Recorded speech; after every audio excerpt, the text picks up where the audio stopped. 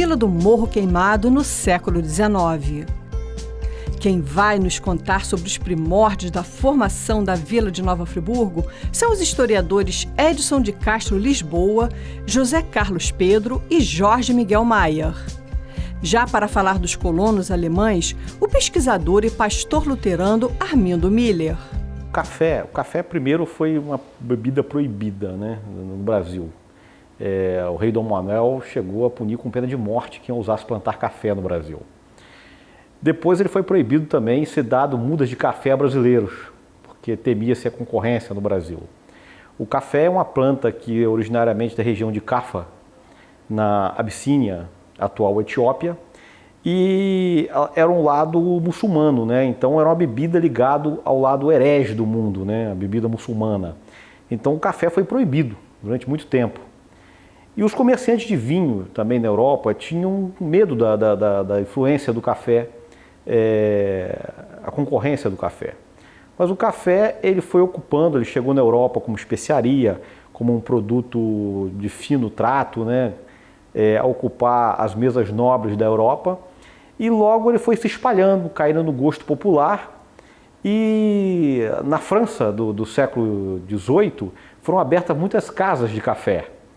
E nessas casas de café, muito parecida com o mundo árabe, tinha uma reunião de intelectuais. Então o café foi sempre ligado à bebida dos intelectuais. A Revolução Francesa foi trabalhada dentro das casas de café, né? E o café chegou ao Brasil, segundo mais uma lenda, né, como um presente clandestino dado pela Madame Olivier ao Melo Palheta, governador de Cayena. Ela era esposa do governador de Cayena, na Guiana Francesa, e teria dado algumas mudas para ele, sementes. Ele introduziu o café no Brasil. Essa é apenas uma lenda, né? Nós sabemos que o café chegou no Rio de Janeiro e, a princípio, ele chegou a ser, eu não estou me recordando aqui, talvez esteja no livro, tenha Serrano, não me lembro, mas o vice-rei de Portugal chegou a distribuir mudas para os fazendeiros de cana-de-açúcar. Fez uma reunião com os fazendeiros de cana-de-açúcar e distribuiu mudas e sementes de café, que já era um produto muito difundido na Europa e que a Holanda exportava através de suas colônias nas Antilhas. Então os fazendeiros pegaram aquelas mudas e, segundo os relatos, eles teriam jogado fora, ficado muito chateado, ter saído do engenho de açúcar, largado a sua vida, para vir ali para receber mudinha que era enfeite de jardim. O café era uma planta que enfeitava jardim, né, com as flores brancas, muito bonitas. E agora, logo no início do século XIX, o café começa a ser plantado ao lago, assim, em torno da Baía de Guanabara, pega o Corcovado, ele vai ganhando essa região. E para você ter ideia, quando o Cantagalo foi ocupado, veio um mineralogista inglês aqui, em 1809, John Mavey. E John Mavey deixa seus registros, né? E ele já registra aqui a produção de café. Ele fala, inclusive, as minas já foram exauridas, os contrabandistas tinham tirado todo o ouro de Cantagalo, e aqui dava para plantar café. Porque, inclusive, ele cita a venda de uma fazenda que a pessoa deveria procurar em Cantagalo, na vila, parece ser Miguel Félix, que era proprietário de uma fazenda lá que já tinha 3, 4 mil pés de café plantado. Então, o café já existia aqui na região. Em volta da colônia, das terras da colônia, já tinha uma produção de café. O Rio de Janeiro exportava, no ano de 1810, em torno de 50 mil arrobas de café. Agora, o café vai começar a ganhar a concorrência dele com o açúcar, ele vai começar a ter vantagens sobre o açúcar. Quais são as vantagens do café sobre o açúcar? Primeiro, que um cafeiro durava em torno de 25 a 30 anos depois de plantado. O trato do café era relativamente parecido com o do açúcar, sendo que o café tinha uma deterioração muito menor no processo de transporte, né? Em 3 anos ele já estava dando o café, e a mão de obra dele era menor, ele facilitava isso. E a demanda mundial era muito maior, então os preços compensavam.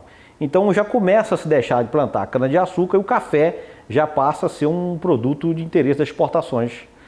Então você vê que o café vai ganhando o Vale do Paraíba. Em 1840, o presidente da província, Paulino José Soares, ele faz um discurso encantado no Rio, tem lá no relatório de presidente de províncias, e já diz que o café era o primeiro item das exportações brasileiras. E o Rio de Janeiro é o maior produtor. Então a nossa colônia aqui foi em 1818, 1819, em 24 os alemães. Então já se tinha café aqui na região e muitos colonos suíços e alemães posteriormente abandonaram a colônia e rumaram para ali as terras situadas no Ribeirão de São José, o Ribeirão de Santo Antônio, para a produção do café. Outros foram para Cantagalo também se dedicar à produção de café. Família Bom, por exemplo, fez fortuna na produção de café. Os Monerá, enfim, vários suíços se dedicaram a isso e fizeram fortuna na produção de café aqui em Nova Friburgo.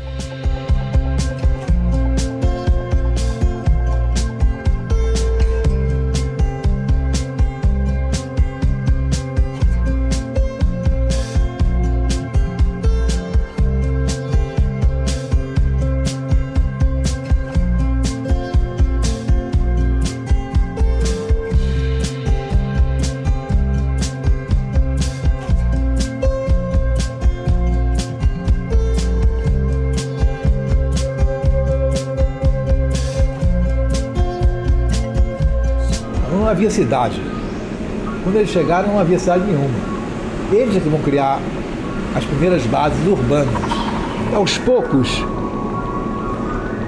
foram se construindo armazéns, pequenas casas de comércio, e isso foi dando origem à chamada vila. Eles estavam vivendo uma situação quase presidiários. Eles tinham que ficar ali. Eles tinham que fazer obras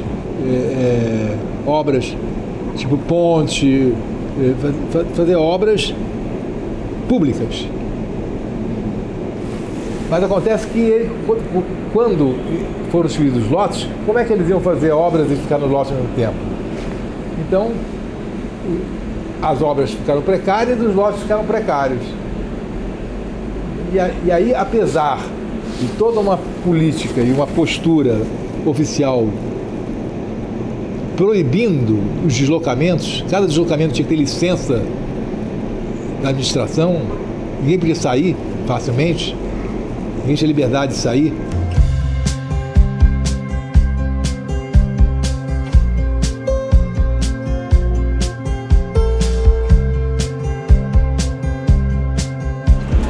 A coroa controlava o comércio. Ela só podia comerciar quem tinha licença da coroa. Certamente tinha que pagar alguma coisa a coroa também. Então tinha um pequeno comércio nascido de concessões da coroa, feito por portugueses que aproveitaram a região.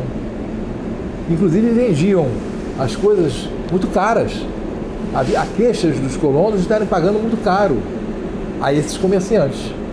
Então essa rede comercial pequena que atendia aos colonos era em boa medida portuguesa. Nova Friburgo, quando foi instalada a colônia suíça aqui, foi instalada num território que tinha um registro onde se tentava fechar os caminhos do ouro. Então a colônia, a colonização suíça alemã, é uma tentativa de ocupar os sertões. Aqui era conhecido no mapa como os Sertões do Leste, ocupado por várias nações dos índios brabos, era essa a única indicação. Então o Cantagalo era um território absolutamente independente dentro do território português. Houve inclusive 2 tentativas armadas de ocupar Cantagalo e fracassaram, porque existia um grupo de mineradores que não pagavam imposto à coroa e se estabeleceram lá e não tinham como tirar. Então, na verdade, eles conseguiram tirar os mineradores lá através de uma negociação. Somente em 1786 chegaram a Cantagalo. Já encontraram 200 casas em Cantagalo, nessa negociação, quando ocuparam. Só que os mineradores só deixaram Cantagalo quando acabou as minas. Então, quando eles chegaram a ocupar Cantagalo, já não tinha mais nada. Então, o Estado português, o que ele fez? A coroa portuguesa começou a distribuir terras na região, distribuir sesmarias. E para você requerer sesmaria, você tinha que ter escravos. Senão você não conseguia. Você tinha que provar ter escravos para pedir sesmarias. Então, teve pessoas em Cantagalo que pediu para ele, para a mulher, para os filhos, e anexando aquele território enorme. E a colônia suíça e alemã aqui no Nova Friburgo foi exatamente, estava dentro desse contexto, dessa estratégia de ocupação do interior, né? E foi ocupado, mandaram para cá a colônia. Só que a colonização aqui foi distribuído terras aqui, em torno de 40 alqueires para cada colono. As terras não levaram em conta a topografia do terreno, né? Nós tínhamos aqui uma camada de solo, para você chegar ao solo, tinha uma cobertura vegetal muito grande, que eles chamavam de serrapilheira. Foi preciso muito sol e fogo para poder chegar no solo. Então, as primeiras tentativas de lavoura não foram felizes, fracassaram, teve que ser muito trabalho para poder a terra se tornar produtiva, né? Então, muitos colonos saíram daqui e rumaram para o café. Então, quando os colonos suíços e alemães chegaram aqui, já existia uma ocupação do entorno da colônia. E essa ocupação do entorno era já para a produção de café que começava. Tem um colono suíço, Henri Bon, e que em 1828 ele escreve na Suíça, ele diz, olha, o preço que está o café, a quantidade que eu venho plantando ano a ano, dentro de 15 anos, eu estou com o meu futuro garantido. Ele escreve isso, que ele se dedica à produção de café.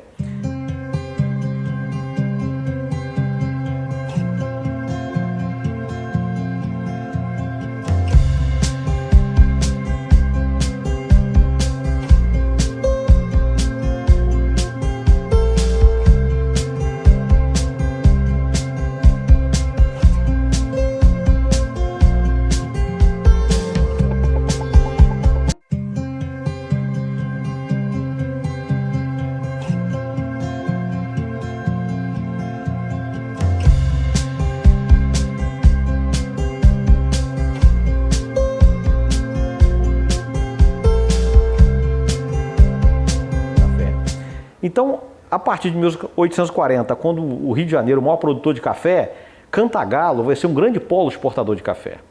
E Nova Friburgo ela vai estar localizada estrategicamente entre o porto exportador do Rio de Janeiro e o polo produtor de café de Cantagalo. Então, ela vai virar uma cidade na rota do café.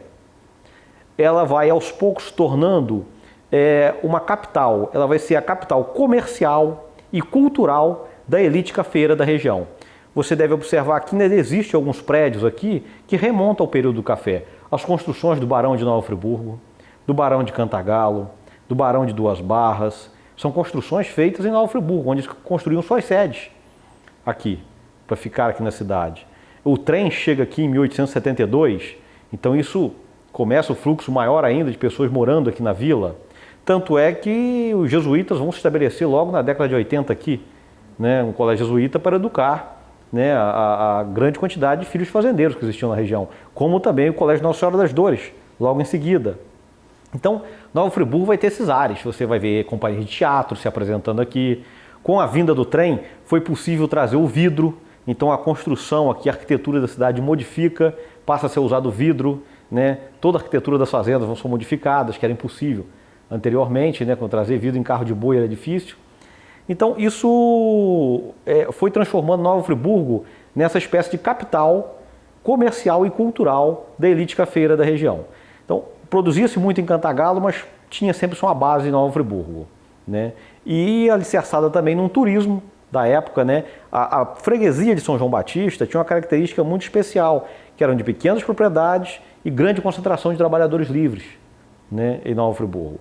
As outras freguesias eram mais cafeeiras e com mais presença de escravos, como São José do Ribeirão, Nossa Senhora da Conceição do Paquequer, que hoje é Sumidouro.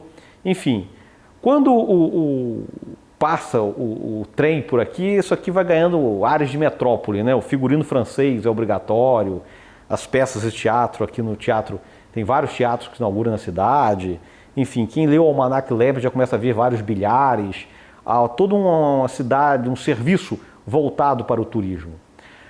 Agora, o café no Brasil, tanto no Rio de Janeiro, qualquer região daqui, ele teve um sustentáculo bastante frágil. Por quê? Ele era uma economia baseada num tripé, e um tripé muito frágil. Primeiro, exportação. Era uma economia, era uma lavoura para exportação. Era uma monocultura. Não se produzia outra coisa a não ser o café para exportação, né? E tudo voltado para o mercado externo e baseado no trabalho escravo, quer dizer, mão de obra escravo, mercado interno, mercado externo e monocultura. Um tripé que foi bastante frágil, para uma riqueza dessa. Então, os barões de café, quer dizer, os fazendeiros de café, foram se transformando. Primeiro, a Guarda Nacional ela estratificou os proprietários, né, de acordo com a quantidade de terra que tinham. Eles foram ganhando posto da Guarda Nacional, de capitão, major, tenente, coronel. Era uma maneira de hierarquizar a classe senhorial. E acima desses, os barões, que foram comprando títulos, ganhando títulos, e se tornaram os barões de café. Então já não tínhamos mais fazendeiros, nós já tínhamos barões, já tínhamos coronéis da Guarda Nacional. Isso nós estamos aí no século XIX. Agora, esse sustentáculo frágil, tudo chegou ao fim. O dinheiro gerado no café, ele foi imobilizado em suntuosas fazendas, né?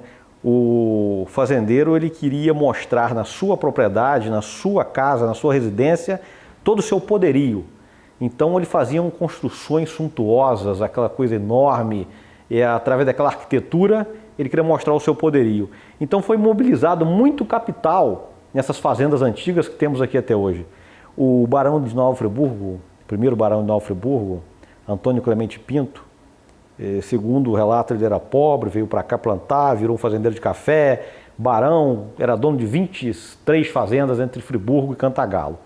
E ele tinha uma frase que eu acho bastante simbólica para o período. Ele diz assim: minhas asneiras eu as faço de cal e pedra. Eram as fazendas dele que ele fazia, né? E realmente construiu umas fazendas suntuosas. Aqui em Nova Friburgo você vê, a Câmara Municipal, a antiga Câmara, foi uma das primeiras construções dele. O Sanatório Naval era um pavilhão de caça do filho, que ele construiu para o filho. O Country Club, enfim, o próprio prédio da Prefeitura Municipal, que era o Palácio Barão de Nova Friburgo, ele foi construindo. E foi interligando tudo isso por trem, por trilhos de trem, né? Ele que impulsionou a ferrovia, chegou a financiar, comprar a ferrovia para vir até aqui. Então ele foi o grande mentor do desenvolvimento na região, né? Em Cantagalo. Claro, ele exportava o café dele, ele foi interligando Cantagalo ao porto.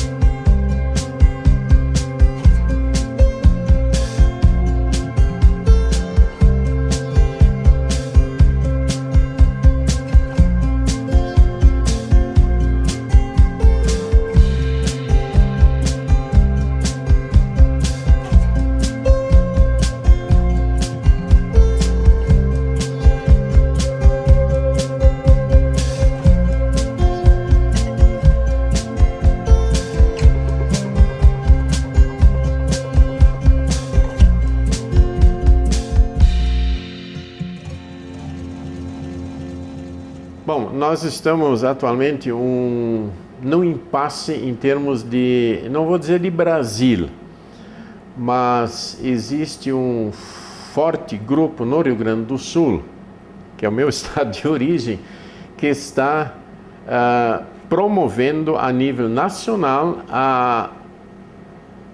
algo que diga que o início da imigração alemã no Brasil foi no Rio Grande do Sul e não em Nova Friburgo. E eles conseguiram já com que fosse decretado um feriado, 25 de julho de 1824, e dizem que São Leopoldo, uma cidade gaúcha, seja o berço da colonização alemã no Brasil. E nós aqui temos provas concretas de que poucos meses antes, no dia 3 de maio de 1824, são 3 meses, chegaram os alemães aqui. Para cá vieram 2 navios, Argo e Caroline, 342 passageiros. Para São Leopoldo, foi o navio seguinte, com 39 passageiros. Quer dizer, nós temos todas as condições de provar que a imigração alemã surgiu aqui em Nova Friburgo, só que o Rio Grande do Sul foi mais esperto, foi mais ágil do que nós, e eles conseguiram, não sei de que maneira, em cima de que provas, fixar a data de 25 de julho de 1824 como a data da imigração alemã no Brasil. Nós até podemos recuar ainda. Se quisermos valorizar uma colônia que surgiu e desapareceu, nós deveríamos dizer que a imigração alemã surgiu na Bahia. O sul da Bahia, Caravelas, Porto Seguro, aquela área ali. Já em 1915, 16, 17, surgiram imigrantes alemães que lá se estabeleceram. Só que essas colônias desapareceram, as pessoas não trabalharam adiante como colonos, eles se tornaram plantadores de café. Entrou num regime diferente do que o colono é acostumado a trabalhar. Então, geralmente não se conta a Bahia como início da colonização alemã, conta-se Nova Friburgo, oficialmente agora Rio Grande do Sul. Mas a imigração alemã, ela tem algo talvez um pouco diferente da imigração suíça.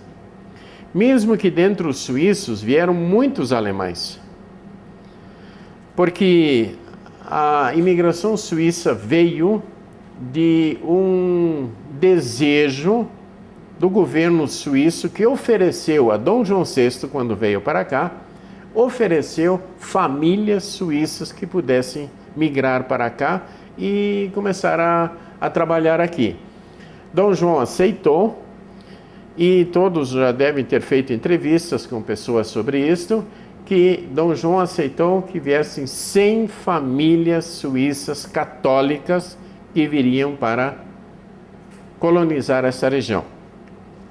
Só que Gachet, que era o intermediário, era o agente, ele não trouxe 100 famílias, ele trouxe 2.000 pessoas, mais ou menos.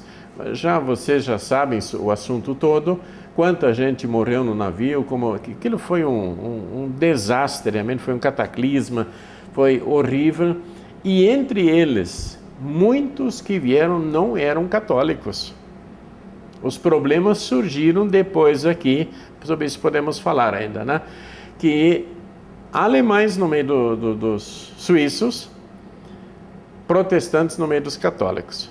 Não era previsto na origem, deveriam ser suíços católicos, porque Dom João era católico, o país era católico e deveriam vir aqui. Então a imigração suíça, a imigração alemã no começo, eu não sei se eu falo certo, mas eu gosto de usar a palavra cambalacho. Coisa não foi muito bem contada. Dom João fez um projeto, 100 famílias, vieram 2.000 pessoas. Deu no que deu.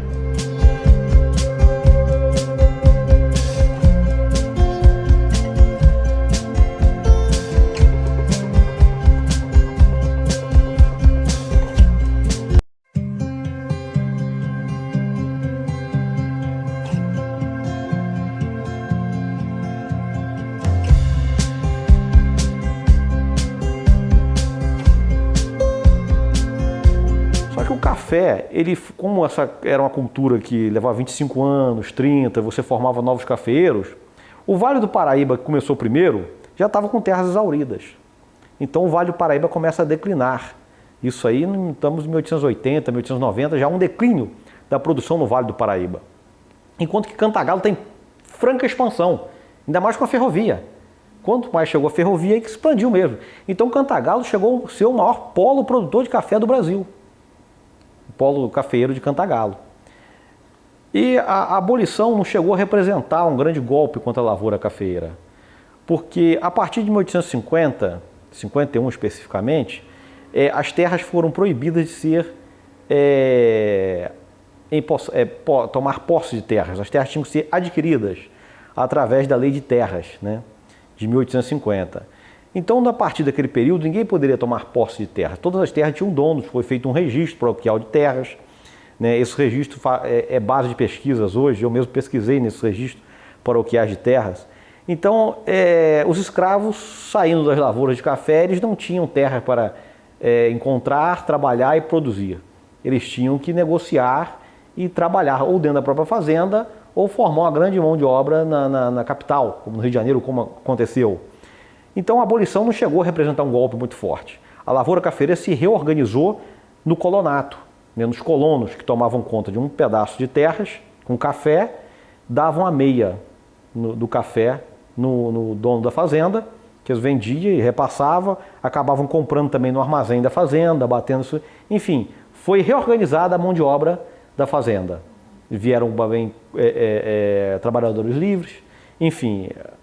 Agora, a crise de 29 é que quebrou realmente o café no Brasil, né? A cafeicultura, o Brasil só exporta café, então não teve como segurar essa onda, e aí foi a bancarrota dos fazendeiros, porque não tinha como manter o preço do café, ninguém comprava e o Brasil só produzia café. Aqui na região só produzia café. Em 1888, quando o Vale do Paraíba vai bater firme querendo que seja pago os escravos pela abolição, Cantagalo não tinha essa necessidade. Cantagalo estava em expansão, mas politicamente eles cerraram fileira com os fazendeiros do Vale, que estavam sofrendo uma crise setorial. A crise era deles, porque eles já estavam sem terras para produzir, já estavam fracassando. Cantagalo não. Cantagalo estava expandindo nessa época. Então, esse foi um erro dos fazendeiros de Cantagalo, cerrar fileira com os fazendeiros do Vale do Paraíba, em torno da pagamento pela libertação dos escravos, enquanto não trabalharam por uma política de mão de obra de imigrantes, enfim, como aconteceu em São Paulo, por exemplo. Bom, essa mais ou menos aí a questão do café, né, nessa região. A escravidão, ela vai acompanhar o café. Quer dizer, durante muitos anos se leu, até se escreveu, que Nova Friburgo tinha poucos escravos, que os escravos não suportavam o clima frio, não gostavam do clima frio. Como se ele tivesse o direito de escolher, né? Eu vou para o lugar quente, vou para o lugar frio, né? A verdade é que a escravidão vai acompanhando os cafezais, né? Conforme vai aumentando a produção de café, você precisa de mão de obra, né? E essa mão de obra é mão de obra escrava. Então os fazendeiros, além de imobilizar capital nessas fazendas suntuosas, eles tinham uma reposição de mão de obra muito grande, que o escravo é caro, então eles imobilizavam capital também na mão de obra. Então o lucro do café, ele tinha um ciclo muito estreito, né, que acabava o fazendeiro ficando refém disso, né? Para você ter ideia, aqui nós temos uma escritura de compra e venda de escravos, de 1872 até 1888, eu acompanhei todas as escrituras, eram 1.200 escrituras, aqui na vila. E o preço do escravo está em disparada nessa época. Um bom escravo trabalhador estava 2.400 mil réis, era mais caro que uma fazenda. A mão de obra, o preço, o cara era o escravo e não a terra, né? Então, e tinha um detalhe, eu acompanhei também o registro de óbitos de escravos na vila nesse período, e você tem assim, quase 20% morre com menos de 5 anos de idade, uma mortalidade infantil muito grande, e dificilmente passava-se de 30 anos. 54% dos escravos morriam antes dos 30 anos, porque eles estavam submetidos a condições insalubres dentro das senzalas, né? As fazendas senzalas eram realmente lugar pouco ventilado, úmido, um regime de trabalho forçado durante muito tempo, a própria estrutura da repressão era muito grande.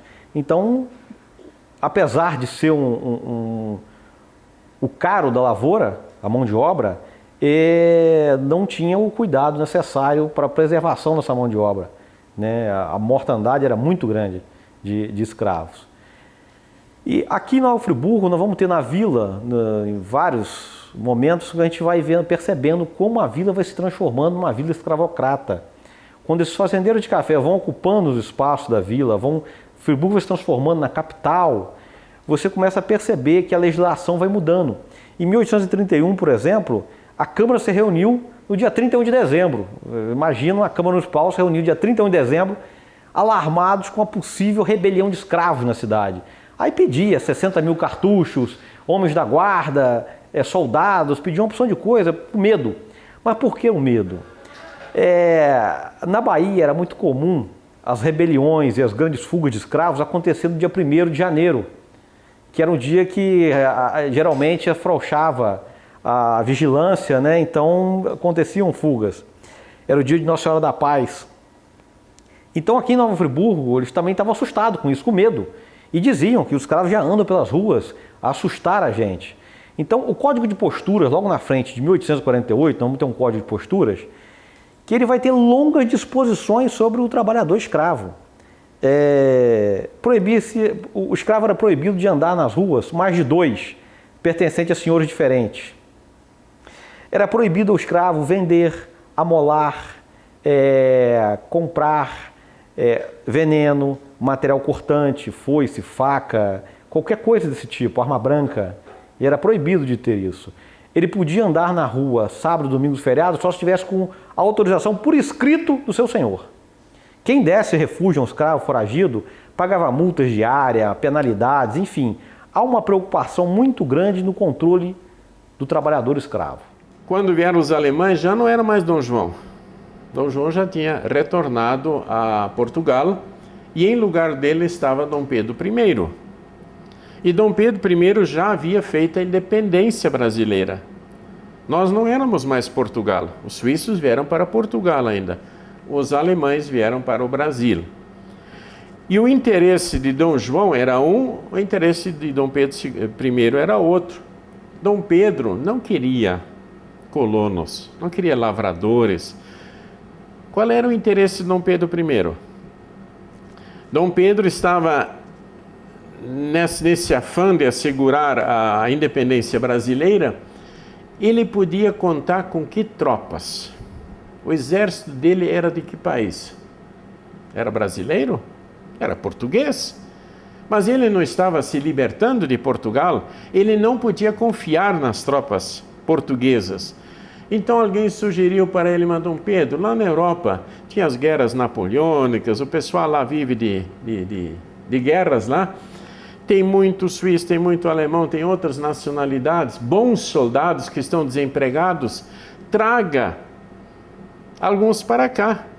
Nós chamamos de mercenários, né? Que vão para um outro país, se ligam a outro exército mediante pagamento ou vantagens. O Dom Pedro não queria gente na terra, Dom Pedro queria soldados. Nós temos a correspondência da Dona Leopoldina, que era a intermediária que fazia, porque isso não podia ser oficialmente. Soldados não se podem contratar. Na imprensa, eu quero soldados, mas vai dar logo internacionalmente um problemão. Então foi feito tudo por baixo do pano, mandou um tal do von Schäfer para a Europa para contratar soldados, mercenários que viessem para cá. E nós podemos ver nos documentos que no primeiro navio, no Argo, vieram 3 categorias de pessoas. Uns que pagaram passagem toda, outros que pagaram uma parte e outros que não pagaram nada. Entre os que não pagaram estão exatamente aqueles que nós chamamos de soldados, de mercenários. Eles não pagaram, vieram assim. Por que os outros todos tiveram que pagar, esses não? Esses, quando chegaram no porto do Rio de Janeiro, ganharam a baioneta. Você agora vai para o exército. Para que Dom Pedro tivesse um exército, força armada, na qual ele podia confiar que estava a serviço dele. Então, esse foi o começo. No navio Caroline, a mesma coisa, grande parte dos imigrantes eram soldados. O que se faz pensar, em algum documento se lê isso nas entrelinhas, que os colonos que vieram eram um disfarce somente para o carregamento de soldados. Se alguém reclamasse, não, eu estou trazendo colonos, estão com enxadas, estão com tudo aqui, os soldados estão ali, estão juntos. Não, foi o contrário, ele queria soldados e os colonos foram disfarce. Este foi o início da colonização alemã aqui em Nova Friburgo. Primeiro navio, Argo, até trouxe problemas, porque eles tinham assinado um acordo de que iriam para a colônia de Almada, no sul da Bahia. dessas imigrações que eu falei ali, que surgiram no sul da Bahia, e eles estavam procurando agricultores. Assinaram esse contrato. Até um dos cidadãos que veio junto, um tal de Heringer, ele se rebelou no Rio de Janeiro, disse: eu não vou para Friburgo, que quando disseram que ele fosse para cá, porque o meu contrato diz que eu devo ir para o sul da Bahia. O imperador somente mandou dizer para ele que quem mandava no Brasil era o imperador, não era o agricultor, né? E ele teve que fazer as malas subir para cá. Eles foram forçados a subir para cá e morar aqui, porque o destino deles, desses primeiros, do primeiro navio, eram para o sul da Bahia. Podemos supor também que tenha sido para colocar os alemães no lugar dos suíços. Os suíços que começaram a migrar, a sair para assim as chamadas terras quentes, que seria Cantagalo, lugares mais baixos, porque outra parte do cambalacho, a terra aqui não é favorável para a agricultura. O que é que produz em Nova Friburgo? Hoje, nós temos as verduras, somos a capital das verduras, mas nós temos as condições para isto. Naquele tempo não havia condições de fazer, e quem compraria verdura? Ninguém. Então, os suíços debandaram, foram embora, e no lugar dos suíços foram colocados os alemães. Isso é fato. Agora, se foi este o motivo, nós não temos provas que isso fosse assim. Em 1830, passou um viajante aqui e disse: se eu não soubesse que a imigração veio para Nova Friburgo, eu diria que ela veio para Cantagalo, aquela região, porque lá tem mais estrangeiros morando do que aqui. Então essa é a história da colonização alemã aqui na nossa região.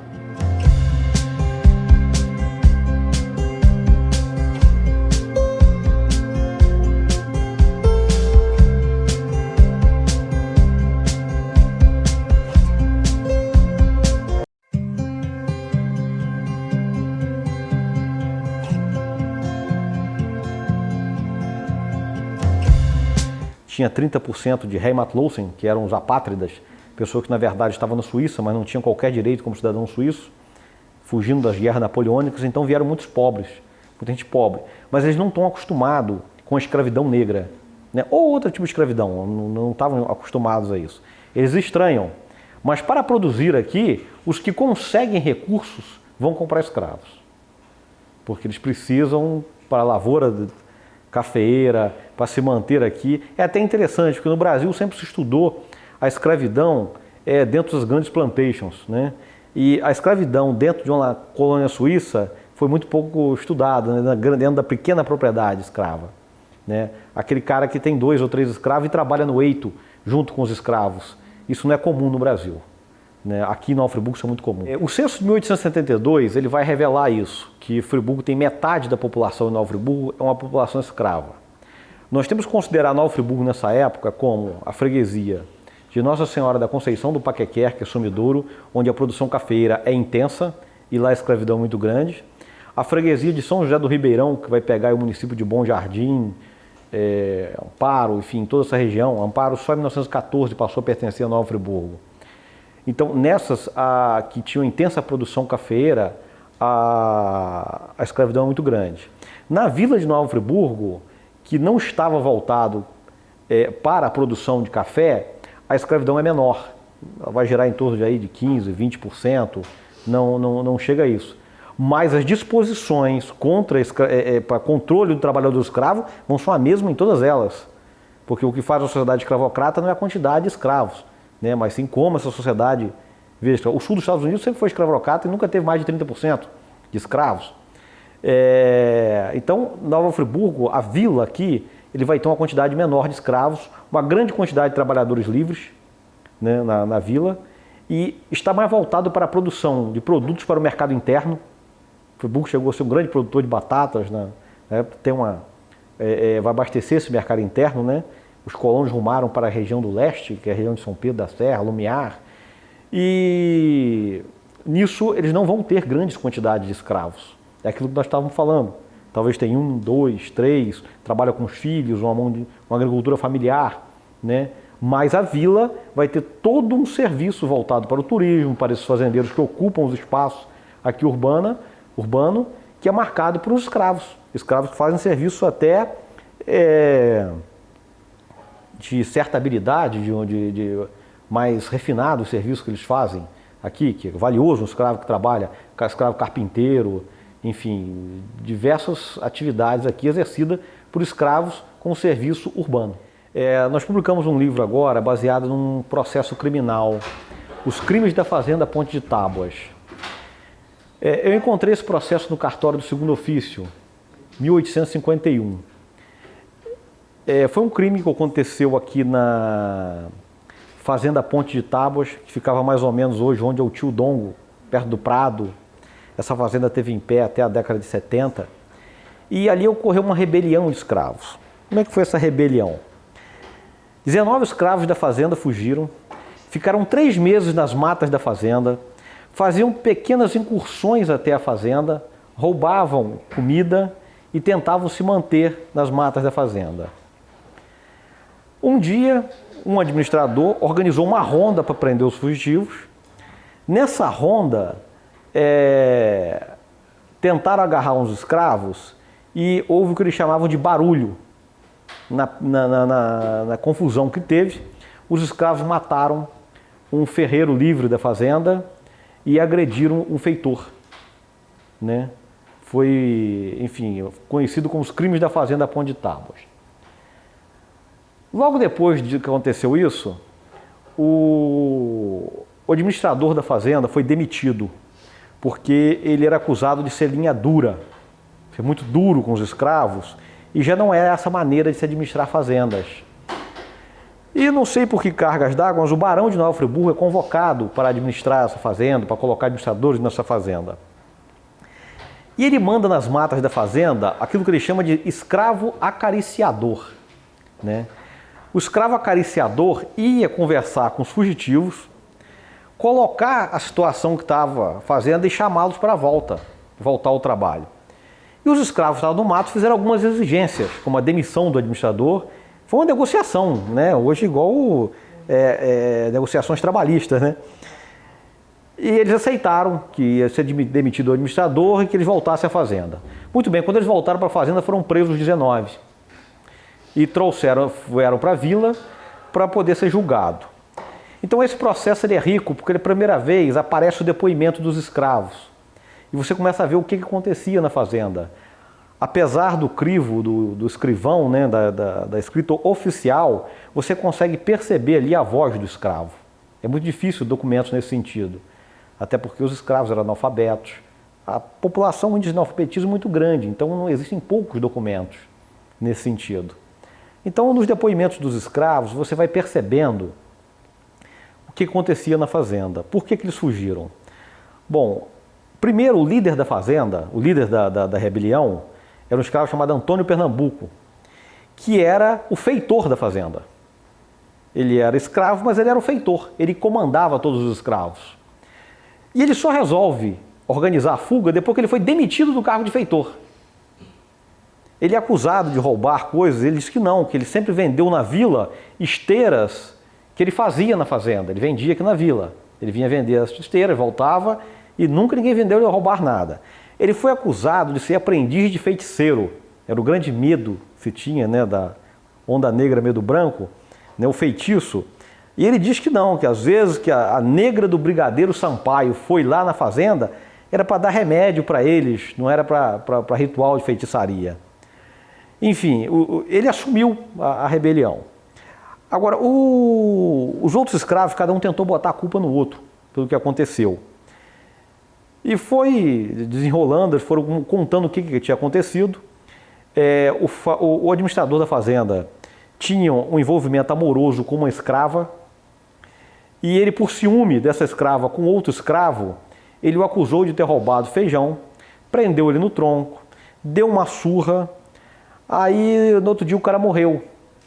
Bom, ele conta isso com a maior naturalidade. Fui fazer um corretivo nele e no outro dia, quando eu fui pegar ele no tronco para dar a segunda surra, ele estava morto, né? Os escravos contam que foi colocado molho de pimenta, com requintes de crueldade, né? Foi colocado molho de pimenta nas suas feridas. Enfim, ele apanhou várias vezes, porque a partir de 1850, não foi 53 ou 51 mesmo, as aplicações de pena aos escravos, quando passava de 50 açoites, tinha que ser dividido em várias vezes, para não matar o escravo, senão retalhava ele e perdia o escravo. Então, se fosse o cara condenado a 100 açoites, dava 50, depois mais 50 para o cara poder suportar. Esse escravo não suportou e morreu, né? Uma outra escrava que tentou fugir também foi assassinada por esse feitor, né, que bateu muito nela, deixou ela no tronco e depois ela morreu. Ele dizia que não, que ela ficou triste, que queria ter fugido, não fugiu, aí deixou de comer e morreu. Para ele era tudo muito natural, mas esse clima da fazenda é que acabou gerando essa rebelião. Agora, a fuga da fazenda, ela não representou um rompimento com o sistema escravista. Eles fugiram, mas fugiram para onde? Para onde ir? Eles ficaram das matas, da fazenda, fazendo pequenos roubos na fazenda para se manter, até que alguém negociasse. Olha, demite o administrador que eu volto. E o administrador da fazenda, ele vai dizer isso, olha, esses escravos estão lá na casa do proprietário, que era o dono da fazenda, comendador Boaventura Ferreira Maciel, que morava na vila, uma casa na vila. Eles estão para lá que o comendador Boaventura sempre passa a mão na cabeça deles, né? O administrador vai usar essa frase. Enfim, no processo, todos foram absolvidos, à exceção de 3. Né? Silvestre, Valentim foram condenados e Antônio Pernambuco assumiu a responsabilidade de tudo. Ele até numa expressão, quando todo mundo acusa ele foi o cara que coordenou tudo. Acusam ele de ter matado. E ele diz o seguinte, olha, estão me acusando porque na verdade eu não sou negro, eu sou pardo. Quer dizer, como se a negritude fosse uma hierarquia entre os escravos. E eu tento entender o seguinte, qual era o grande problema dessas primeiras pessoas? Era sobreviver. Sobreviver. Sobreviver num país estranho, que aqui, as estações do ano são diferentes. Quando lá se colhe, aqui se planta, é tudo totalmente diferente. Língua estranha, costume, tudo estranho. E foram colocados numa área de terras que não era produtiva. Colocar colono numa terra que não produz, não dá. Tá? Então a sobrevivência dessa gente era lutar para sobreviver. Tentar, pelo menos, ganhar o alimento deles. E sobrar alguma coisa, né? Por isso, essa região ficou muito tempo esquecida da imigração, da igreja mesmo, porque ficava fora daquele centro ali. Que a imigração alemã realmente foi para Santa Catarina, Rio Grande do Sul, Paraná.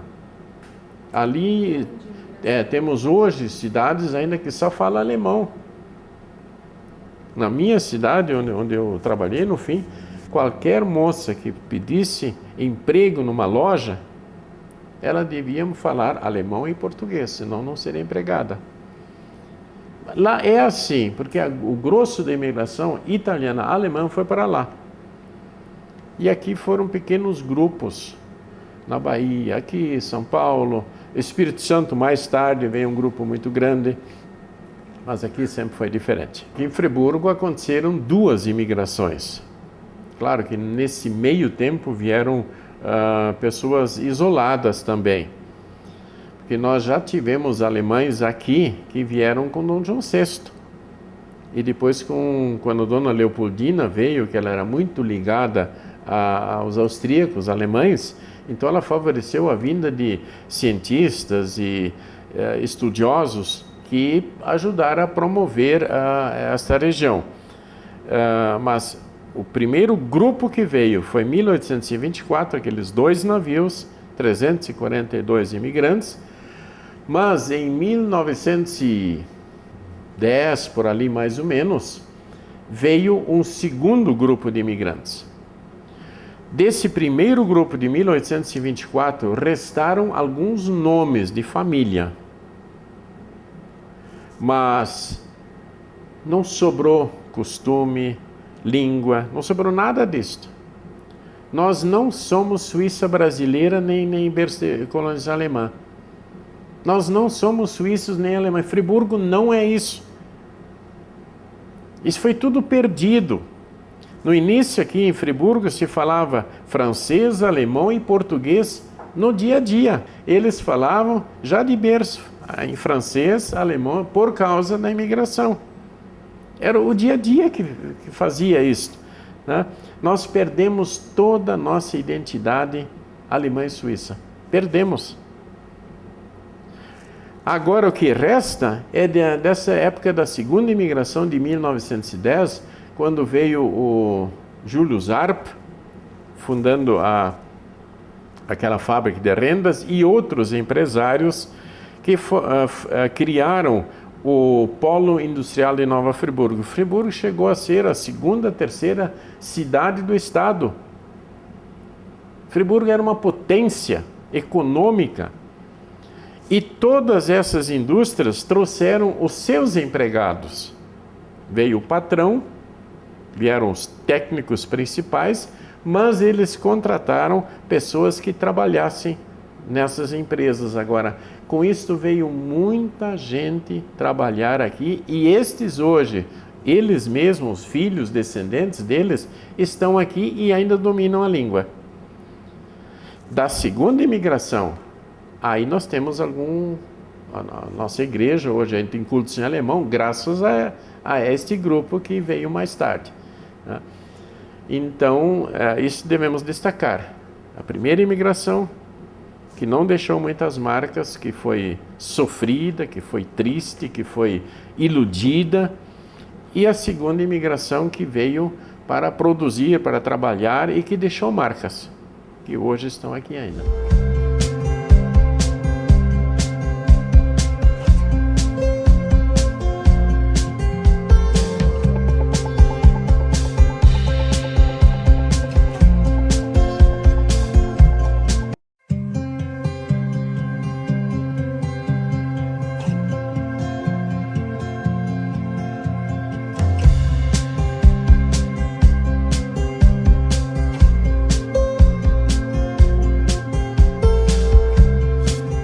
A Europa no século XIX, ela tem um quadro muito interessante. Para começo de conversa, se você pensar a longevidade das pessoas, né? Em Nova Friburgo, nós fizemos essa pesquisa, a expectativa de vida está em torno de 40 anos, por conta muito baixa. Esse é o dado para a Europa também, para toda a Europa, né? Mas se não bastasse isso, que era uma questão não resolvida humanamente falando, né? A Europa vivia um contexto bastante complicado, né? É bom lembrar, né, hoje a gente tem certos recursos, na época não tinha, vacina, a gente tem hoje, a gente tem antibiótico, a gente tem uma série de elementos que a Europa, né, e a humanidade não dispunha naquele período. Mas havia um contexto muito particular, né, que eram as guerras napoleônicas. E as guerras napoleônicas, ela deixou um rastro de miséria, né, como todas as grandes guerras, né, um rastro de miséria muito grande. E a gente só pode entender, né, eu diria que o dado central para entender a vinda dos colonos suíços para Friburgo são as guerras napoleônicas, né? Agora, além disso tudo, não bastasse a miséria em função da guerra, o esvaziamento econômico, a própria questão do que era a cidadania na Europa, isso não estava claro, né? Não é a Suíça que a gente entende hoje. Em 1817 teve uma fome muito grande, né? Muito grande, e ela persistiu por um bom tempo, né? Havia um grupo também de suíços que sequer eram cidadãos, né, os reinátulos chamados, né, além de outras conjunturas, né, outros elementos, eu diria até mal pesquisado, a questão mesmo da religiosidade na Europa, né, ela vai ser um dado também importante, mas o fato é que havia um quadro geral de miséria muito grande. E foi exatamente esse quadro de miséria que vai empurrar os colonos de toda a Europa, né, e a Europa, ela mandou milhões de pessoas para os Estados Unidos, por exemplo, né, e Friburgo recebeu uma pequena quantidade de pessoas da Suíça, inicialmente, depois da Alemanha, né, em 1823, final 23 e 24. Então, o quadro que traz os colonos para Nova Friburgo é um quadro de miséria na Europa. Havia interesses, né, isso parece que não é diferente hoje também, de lado a lado de enviar os colonos suíços para o Brasil. A gente sabe, por exemplo, que havia uma necessidade de expurgar doentes, por exemplo, né? E aí, muito provavelmente, a gente não tem pesquisas completas para a gente afirmar isso categoricamente. Uma das doenças que chegaram com os colonos suíços foi a hanseníase. Há um relato do padre Joy, né, do Jacques Jouat, que depois, ao aportuguesar o próprio nome, virou Jacques Cojoy, há um relato deles que num dado momento tiveram que separar um grupo de pessoas doentes e fica claro, né, a questão é doença de pele num barco específico. Isso está no Diário do Padre Joy. Quando a gente vai ver logo adiante as características dessa doença, são doenças essencialmente da hanseníase, né? É uma doença de pele, são dados da hanseníase. Né? Seria bom um médico se envolver nessa pesquisa, né, e falar com mais autoridade. Mas a gente sabe que uma das razões era a questão de tirar a pobreza da Europa, né? Expurgar a pobreza, porque na verdade o que se queria inicialmente era expurgar quem não era cidadão, né? Portanto quem era pobre, o rei Marcos, por exemplo, 15% da população não era pouca coisa. Doentes, fala-se também dos presos, mas o número de presos não é tão representativo, né? Agora, o fato é que além da miséria que queriam exportar, havia também a necessidade humana de busca, de novas buscas. A Europa via um quadro, né, como a gente falou inicialmente, de miséria muito complicado de ser revertido. Todo mundo sabe que o processo de guerra, a restauração é um negócio muito difícil, né? Com a chegada dos suíços. Quando a gente vai para o arquivo da igreja, né, da catedral, a documentação lá começa em 1820, mas a gente vê, por exemplo, as pessoas estabelecidas na região centro-norte fluminense, inclusive em Friburgo, já desde finais do século XVIII. A ocupação de Bom Jardim, por exemplo, que hoje é um município, que no passado fazia parte do contexto geográfico de Nova Friburgo. Essas pessoas chegaram muito antes, né? A gente sabe, por exemplo, de pessoas que chegaram de Açores, da Madeira, as Ilhas do Atlântico. Então, aí eu volto a falar para você, tem uma outra história que a gente não conhece, né? Porque esse indivíduo que chegou no século XVIII, né, no final do século XVIII, que motivação os trazia para uma região bastante erma, é verdade isso, né? Mas que existia, né? Cantagalo existia. Eu acho que alguém precisa pesquisar. É necessário pesquisar mais o século XVIII, que não, as pesquisas que têm disponíveis têm dados, pesquisas, né, fechadas não têm. É preciso pesquisar Cantagalo no século XVIII, é preciso pesquisar a região no século XVIII, inclusive linkar com Minas Gerais. A nossa história, antes dos suíços, está muito vinculada à questão do ouro em Minas Gerais. Não é por acaso que, quando a gente pega o nome das pessoas, você vai ver que as origens estão em Minas Gerais ou nas ilhas Açores, principalmente Açores. Quando a gente pega o nome dos lugares, nós vamos pegar nomes de lugares de Minas Gerais. Havia uma prática naquele período de dar nome aos lugares, ou de santo, né? Ou do lugar de origem das pessoas. A gente tem lugares de origem de Minas, mas são muitos. As fazendas originais, não são poucas, né? Elas têm uma denominação toda ligada à vida de Minas Gerais. A gente sabe que essa ocupação na segunda metade do século XVIII tem tudo a ver com o finalzinho do ouro em Minas Gerais. Então é fácil de perceber isso, né? Pegar as pessoas e percebê-las, né, num tempo curto, né, de 50 anos, você já percebe a relação com Minas, a relação com a região centro-norte fluminense, então Cantagalo, né, e obviamente em Friburgo.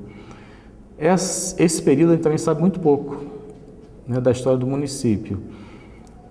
O processo de ocupação, sabe mais sobre as pessoas, mais sobre as fazendas, mais sobre o propósito das pessoas, né? A gente só sabe do mão de luva, tem lá o processo, coisa e tal, sabe-se, né?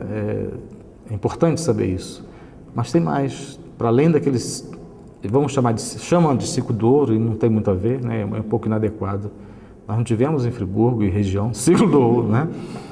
Mas tem mais coisas. Os escravos possuíam roças que eles tinham aqui, que eles vendiam produtos na feira, enfim, era a esperança que eles tinham de sair da escravidão dentro do próprio processo, sem romper com o sistema, mas ganhando dinheiro individualmente, eu vou conseguir comprar minha alforria e me ver livre da escravidão. Era a esperança que eles tinham. Tem um famoso fazendeiro que manda o filho para a França. Quando o filho retorna, ele é o barão, esqueci o barão dele, mas é da região de Vassouras. Quando ele volta, ele percebe que o garoto não sabia nada de fazenda. Conhecia muito de filosofia, mas de fazenda nada. Então ele começa a escrever algumas coisas para o filho. como se planta isso, como se planta aquilo, como eu trato disso, como eu trato... Ele vai dizendo todo o funcionamento da fazenda. Quando chega nos escravos, ele começa a dar conselhos. Olha, meu filho, escravo que possui não foge nem faz baderna. Deixa o seu escravo cultivar, ter o produto dele para vender, ter a família dele, ter uma roça, porque ele vai se apegar à fazenda e não vai fugir.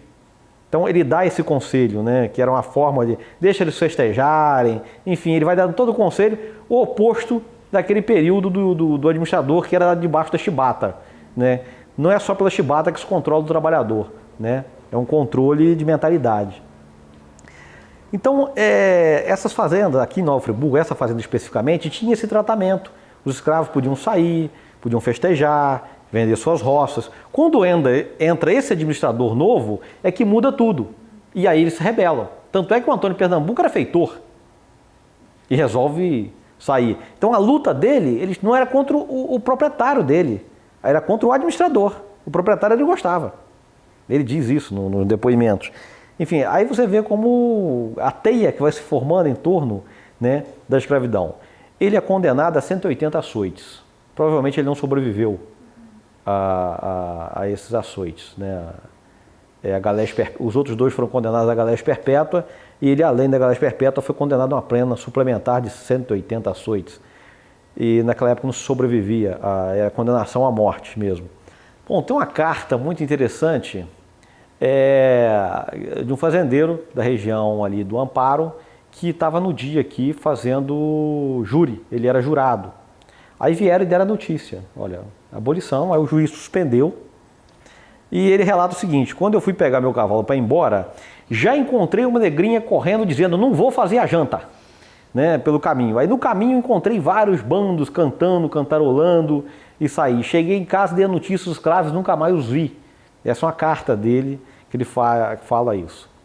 Eu já tinha comentado sobre a abolição, que ela, na verdade ela acabou não sendo uma crise muito grande a mão de obra da cafeicultura. A cafeicultura se reorganizou com a mão de obra do colono. Mas em Nova Friburgo, o que a gente percebe, por exemplo, é que o medo do negro ele continuou principalmente depois da abolição. Em São Paulo tem um trabalho, Onda Negra, Medo Branco, né, que vai mostrando o que se contava dos jornais, as histórias que se inventavam dos escravos, que era para cada vez mais marginalizá-los. Ganharam a liberdade, mas não somos livres como nós, né? Então, eu tenho um processo criminal que eu achei aqui em Nova Friburgo, de uma preta Águeda que foi acusada de colocar veneno na comida da sua senhora. Na época não era mais senhora, já era sua patroa porque ela já era livre. Foi uma confusão muito grande, ela foi presa, ficou presa até vir o diagnóstico, né, do relatório do que era aquilo. E os exames foram feitos em Niterói e se descobriu que era fuligem de panela, não era veneno, não tinha substância venenosa nenhuma. Mas só por isso aí você vê o medo que o branco vai ter dos escravos. E isso aconteceu muito logo após a abolição, né? Vários estereótipos foram sendo criados, foram sendo espalhados, historinhas colocadas no jornal envolvendo os negros, né?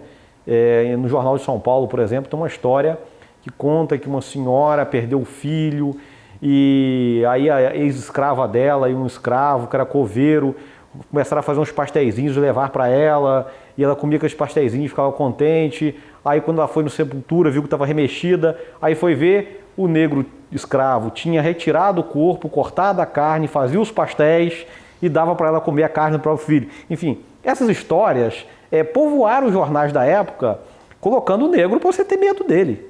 Era para se ter medo. Então várias histórias desse tipo foram espalhadas. Quer dizer, de certa forma vocês ganham a liberdade, mas na mentalidade vocês continuam sendo, tendo a liberdade, mas não gozando dessa liberdade como nós gozamos. Tem essa história do coronel Nhonhô Ferreira, o Manuel Ferreira da Rocha Júnior, era um grande fazendeiro em Cantagalo. O filho dele, Américo Ferreira da Rocha, foi presidente da Câmara de Bom Jardim, chegou a ser presidente da Câmara em Nova Friburgo também. E na época da abolição, ele, além de fazendeiro, ele exercia o ofício de dentista. Na época da abolição, um escravo dele comemorou demais. soltou fogos em volta da casa dele, gritando "Viva a Princesa Isabel", na época, gritando muito. E o escravo, pouco depois, veio ter problema de dentes e procurou os serviços do coronel União Ferreira. E o coronel prendeu ele numa cadeira, que não existia anestesia, né? Então tinha cadeira para ofícios dolorosos, né? Onde prendia a pessoa, botava aquele aparelho na boca para poder fazer o serviço. Ele prendeu o escravo ali e retirou vários dentes do escravo, menos o que estava doendo, né? E a cada extração dolorosa ele gritava "Viva a Princesa Isabel", era sempre, quer dizer, um requinte de crueldade e maldade com os escravos. Histórias como essas nós vamos ver várias por toda essa região, né? Os escravos comemorando a abolição e os fazendeiros não engoliram isso, né? Perder a sua mão de obra, aliás, até sem receber, porque todos eles queriam receber. Por isso que o Rui Barbosa botou fogo nos registros, para que não tivesse registros nenhum de escravos que o Estado tivesse que ressarcir. Esse foi um alinhamento dos fazendeiros do Vale do Paraíba, que estavam arruinados. Cantagalo, os fazendeiros não estavam arruinados. Tanto é que prosperaram depois da abolição, né, como foi São Paulo. Mas São Paulo exigia o financiamento da imigração. O negro escravo em Nova Friburgo, ele, como toda região de café, ele foi a mão de obra. Ele construiu as fazendas, ele abriu os cafezais, ele abriu toda a mão de obra escrava. É claro que ele trouxe da África a sua cultura. E aquilo que eu te falei, né? Ele não só absorve, mas ele também passa nessa troca cultural. Fica então, muito da cultura escrava permanece ainda hoje na religiosidade, nas manifestações culturais. Enfim, você observa isso, dessa troca cultural que tem o Brasil, né? Dos portugueses, dos europeus, da África, né? Agora, eu vejo na Nova Friburgo, depois nós tivemos uma imigração alemã no século já XX, ligada às indústrias, né, que aí já tem um outro processo de industrialização com a colônia alemã. Criamos aí o mito da Suíça brasileira, trabalhadores que trabalham silenciosos, que trabalham muito, que não fazem greve, enfim, tudo isso. Mas a questão do silêncio em Nova Friburgo ainda vejo muito ligado a essa questão do trabalhador escravo e do operário no início do século XX ainda. É uma cidade que foi muito silenciosa durante todo o seu período,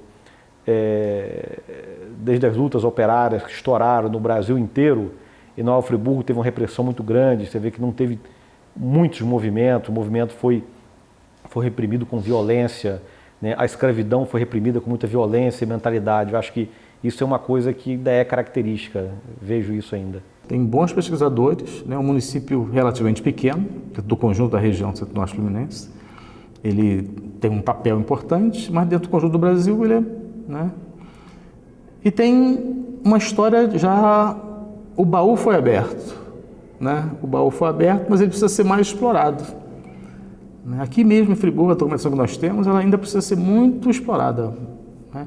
E por outros pesquisadores, não necessariamente historiadores.